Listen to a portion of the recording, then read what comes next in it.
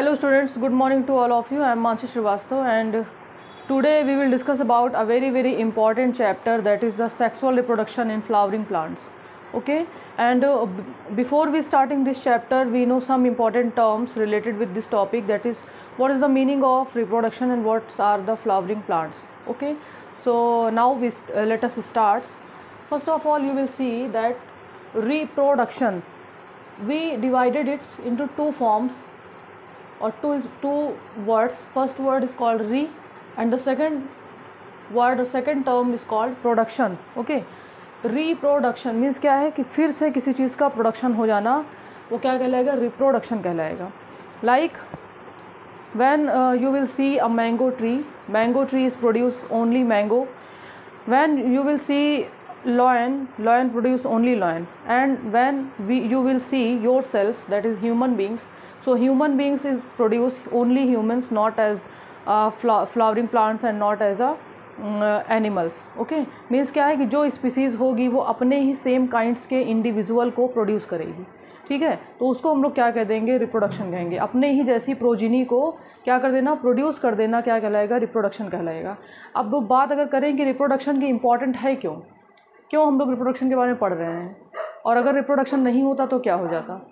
देखिए, अपनी लाइफ को या अपने जेनेटिक मटेरियल को बनाए रखने के लिए हमें क्या करना है, इस रिप्रोडक्शन के बारे में जानना है, या ये रिप्रोडक्शन की प्रोसेस जो है वो होती है. ठीक है, क्योंकि अगर ये रिप्रोडक्शन नहीं होता तो शायद आज हम लोग इस वर्ल्ड में क्या होते, सर्वाइव नहीं कर सकते. क्योंकि एक टाइम के बाद में क्या होता है कि एक जो आपके जो एंसिस्टर्स होते हैं वो धीरे धीरे यहाँ से क्या होता है, आप जानते होंगे कि क्या होता है, ये जो है इस अर्थ पे जो भी आता है वो एक निश्चित टाइम तक, एक लिमिटेड टाइम तक ही सर्वाइव करता है और उसके बाद में उसकी डेथ हो जाती है. तो डेथ होने के बाद में क्या होता है कि उसके जैसे ही जो प्रोजिनी होती हैं, उसकी जो संतानें होती हैं, वो क्या करती हैं, उसके जेनेटिक मटेरियल को आगे लेकर के जाती हैं. तो ये सारी प्रोसेस क्या कहलाएंगी, रिप्रोडक्शन कहलाएंगी. Okay, and but when we discuss about reproduction in plants, so you will also study about vegetative reproduction, sexual reproduction. Okay, but today we will discuss about the sexual reproduction in flowering plants. So I hope आपको reproduction समझ में आया होगा. अब हम लोग बात करते हैं फ्लावरिंग प्लांट्स. आपने बॉटनी में कई सारे टर्म्स पढ़े होंगे, like Thallophyta, okay, angiosperms, gymnosperms, pteridophyta.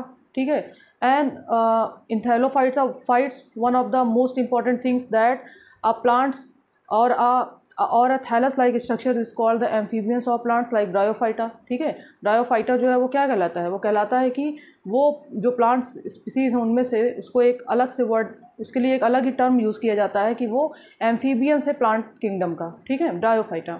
वैसे ही आपने टेरिडोफाइटा के बारे में पढ़ा होगा, और आपने जिम्नोस्पर्म्स और एंजियोस्पर्म्स जो उन सब से काफ़ी ऊंचे, काफ़ी हाई लेवल में आते हैं, जिम्नोस्पर्म्स एंड एंजियोस्पर्म्स.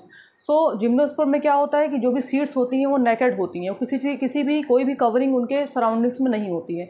लेकिन but when we discuss about angiosperms, तो उसमें क्या, तो एंजियो मीन्स ही क्या हो जाती है, कवरिंग. स्पर्मा means seed. ठीक है, एंजियो मीन्स ही क्या हो जाएगी आपकी, एंजियो की अगर हम बात करेंगे तो एंजियो मीन्स ही क्या हो जाएगी, कवरिंग हो जाएगी. ओके, एंड स्पर्मा मीन्स क्या हो जाएगा, सीड हो जाएगा.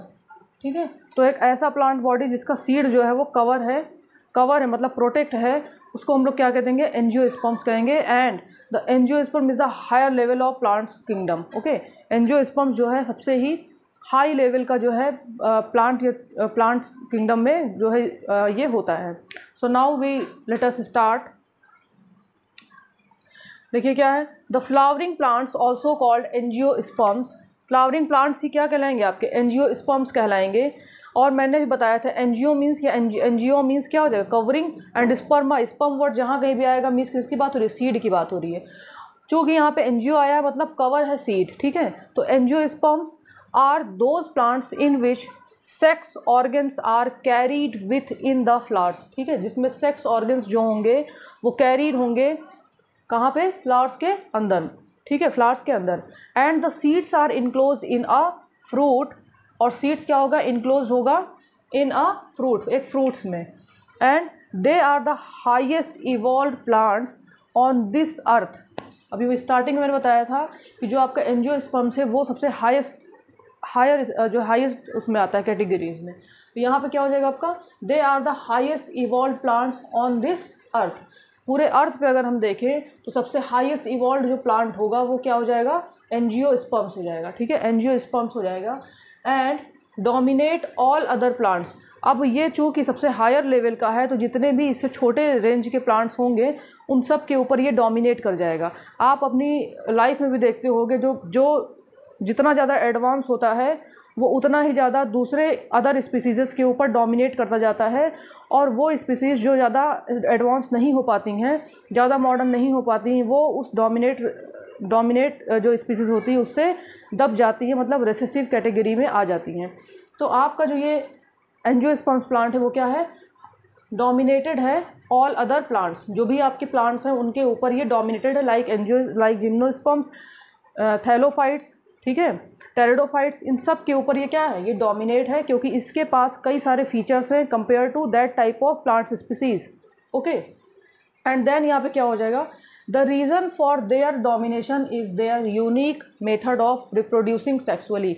अब क्यों ये डोमिनेट हो रहे हैं, क्योंकि इनके पास एक यूनिक मेथड है रिप्रोड्यूस करने के लिए। ठीक है, सेक्सुअली रिप्रोड्यूसिंग का इनके पास एक यूनिक मेथड है जो अदर प्लांट्स के पास में नहीं है। ठीक है, इसीलिए ये अदर प्लांट्स स्पीसीज़ के ऊपर क्या हो जा रहे हैं, डोमिनेट हो जा रहे हैं। And that mainly revolve around the flower, और मेनली क्या हो जाएंगे, रिवॉल्व होंगे around the flower, which plays an essential role in the life cycle of angiosperms. जो क्या करेंगे, एंजियोस्पर्म्स की लाइफ साइकिल में एक इम्पॉर्टेंट रोल प्ले करेंगे। When you will see a flower, you will also see the 4 whorls surroundings by a flower, like petals, sepals, androecium and gynoecium. ठीक है, जिनमें से 2 क्या होते हैं, इसेंशियल होते हैं, और 2 जो होते हैं वो नॉन इसेंशियल होते हैं। ये सारी चीज़ें धीरे धीरे डिस्कस होंगी और आपके समझ में आएंगी। ठीक है, यहाँ पे क्या हो जाएगा, यही जो होंगे essential role in the life cycle of angiosperms. Flowers have both male and female gamete. सबसे इंपॉर्टेंट चीज़ क्या है इसमें कि जो फ्लावर्स होंगे उनमें दोनों जो है गैमीट प्रेजेंट होंगे, मेल गैमीट भी प्रेजेंट होगा as well as female gametes भी प्रेजेंट होगा। ओके, आई होप आपको ये सारी चीज़ें समझ में आ रही होंगी। अब हम डिस्कस करते हैं लाइफ साइकिल ऑफ एंजियोस्पर्म्स। ठीक है, so now we discuss about the life cycle of angiosperms. So let us start. देखिए क्या होगा, first of all we take the gametes of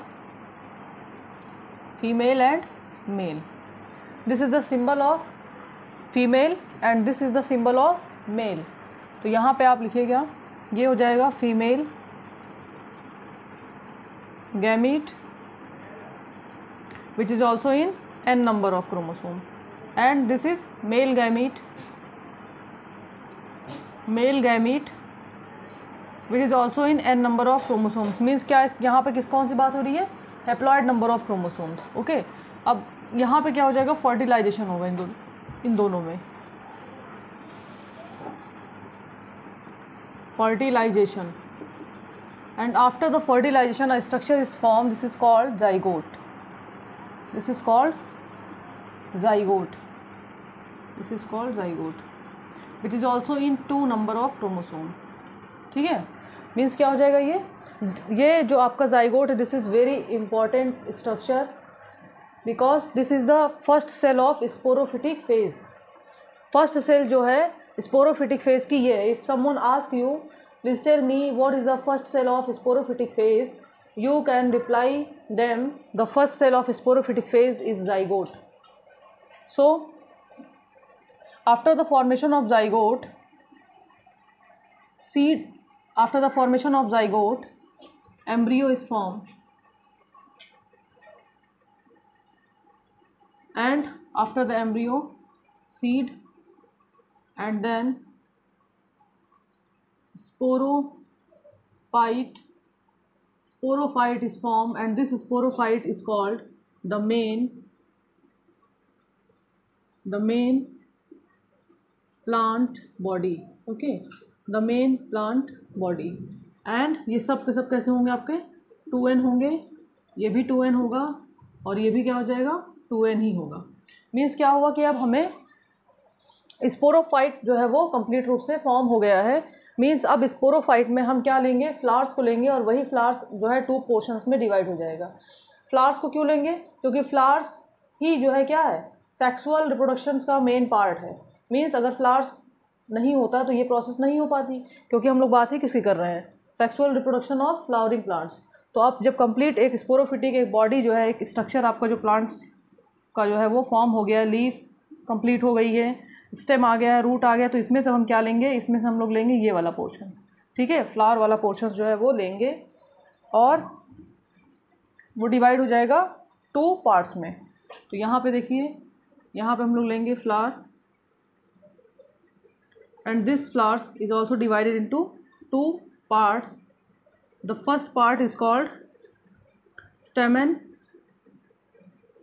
and the second part is called pistil. This stamen is also the represent this stamen is also represent male flower parts and this pistil is also represent female flower part, okay, female flower parts. तो यहाँ पे क्या हुआ, ये flowers जो है ये भी किसका भी वो नंबर क्या है 2n ही रहेगा, ठीक है। तो ये क्या करेगा, ये 2 पार्ट्स में डिवाइड हो जाएगा। जब भी आप when you will also C a flowers it is also have 2 parts, first one is called female flowers and the second one is called male flowers, ठीक है।